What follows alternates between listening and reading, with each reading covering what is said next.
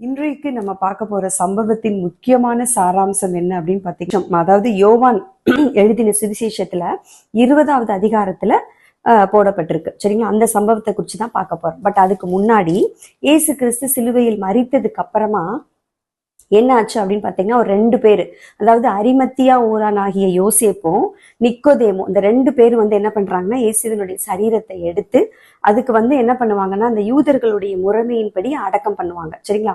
அப்படி அடக்கம் பண்றதுக்கு முன்னாடி சுகந்த வர்க்கங்கள்லாம் அவரோட சரீரத்துல போட்டுட்டு அதுக்கப்புறமா இது சீலைகளினால சுத்தி அதுக்கப்புறம் அடக்கம் பண்ணுவாங்க. ஒரு சம்பவம் நமக்கு தெரியும். அதாவது லாசருவை பார்த்தீங்கன்னா நல்ல சீலைகள்ல சுத்தி அடக்கம் பண்ணியிருப்பாங்க.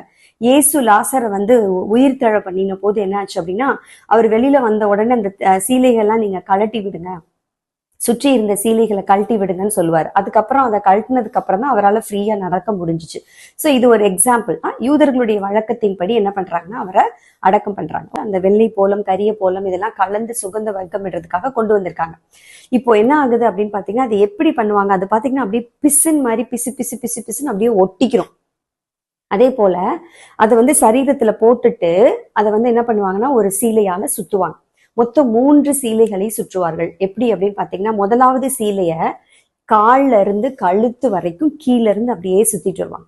2வது சீலை, அதுக்கப்புறம் என்ன பண்ணுவாங்கன்னா, முதல்ல சரீரத்தின் மேல அந்த சுகந்த வர்க்கங்கள் எல்லாம் பிசின் போன்ற தைலத்தை உடம்பு ஃபுல்லா அப்ளை பண்ணிட்டு கால்ல இருந்து கழுத்து வரைக்கும் அந்த சீலையை சுத்துவாங்க. திருப்பி இன்னொரு லேயர் அந்த பிசின் போன்ற அந்த நறுமண தைலம், அந்த வாசனை திரவியங்கள் கலந்த அந்த வெள்ளை போலம், கரிய போலம் அதெல்லாம் பாத்தீங்கன்னா அப்படியே பிசின் மாதிரி ஒட்டும். அம்மையும் ஃபுல்லா மேல ஃபுல்லா அப்ளை பண்ணிட்டு, இப்போ 2வது சீலை என்ன பண்ணுவாங்கன்னா, கழுத்துல இருந்து ஆரம்பிச்சு சுத்தி கால் வரைக்கும் கட்டுவாங்க. 3வது சீலை முகத்துல ஃபுல்லா அதே மாதிரி அந்த சுகந்த வர்க்கத்தை, அந்த பிசின் போன்ற தைலத்தை எடுத்து ஃபுல்லா ஒட்டிடும், அப்படியே ஒட்டிடும். இந்த பிஓபி போட்டு பிளாஸ்டர் ஆஃப் பாரிஸ் போடும்பொழுது அது அப்படியே ஒட்டும் இல்லையா? முதல்ல போடும்பொழுது அது ஒரு மாதிரி லிக்விட் மாதிரி இருக்கும். அதுக்கப்புறம் அது போக போக போக போக பார்த்தீங்கன்னா ட்ரை ஆகி ஒட்டி நெருக்கி டைட் ஆயிடும். இந்த பிசின் தைலம் எப்படி இருக்குன்னு பார்த்தீங்கன்னா, அப்படியே முகத்துல ஒட்டினதுக்கு அப்புறமா அந்த சீலையை, 3வது சீலையை எடுத்து முகத்தை என்ன பண்ணுவாங்கன்னா அப்படியே கட்டுவாங்க. தலையை ஃபுல்லா, முகத்தை மூடி தலையை ஃபுல்லா கட்டுவாங்க.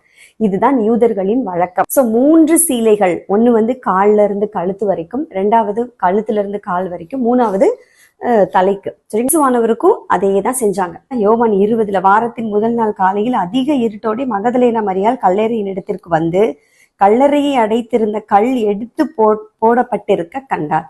உடனே ஓடி போய் சீமோன் பேதுருக்கிட்டையும் இயேசுவுக்கு அன்பான சீஷன் கிட்டையும் சொல்றாங்க. அவங்களுக்கு என்ன ஆயிடுச்சுன்னா, அதாவது இயேசுவை காணல, அவங்களோட சரீரத்தை காணலன்னு சொல்லிட்டு ஓடி போய் பேதுருக்கிட்ட